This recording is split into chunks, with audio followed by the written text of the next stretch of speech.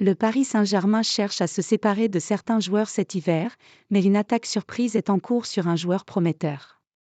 De nombreuses stars sont parties cet été au PSG, de Neymar à Messi en passant par Sergio Ramos. Forcément, la renommée du club français en a pris un petit coup. Mais il y a un joueur qui a permis de contrebalancer cet effet négatif, c'est Kang-in Lee, qui a changé de dimension en quittant Majorque pour rejoindre le Paris SG.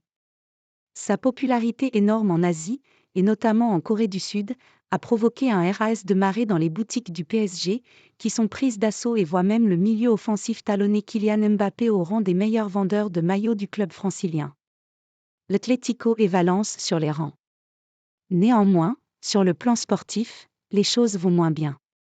Paraît clair, Lee a montré son talent, mais sa première partie de saison reste décevante. Une sollicitation aux Jeux asiatiques pour remporter un titre et s'éviter un futur service militaire, une blessure, et un positionnement hésitant entre l'aile et le milieu de terrain.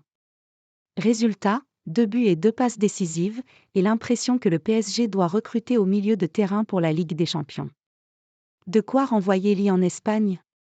C'est en tout cas ce qu'affirme le média Todo Fichage, pour qui 2 clubs se sont renseignés sur sa situation. Il s'agit de l'Atlético de Madrid et de Valence, où il possède plusieurs anciens coéquipiers.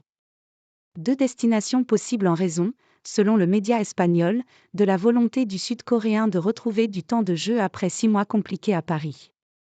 Toutefois, l'opération sera bien délicate à boucler, car le PSG n'est pas vendeur, et un prêt ne lui rendrait pas vraiment service alors qu'il s'agit d'un joueur pour l'avenir, et qui possède une importance colossale dans le marketing du club également.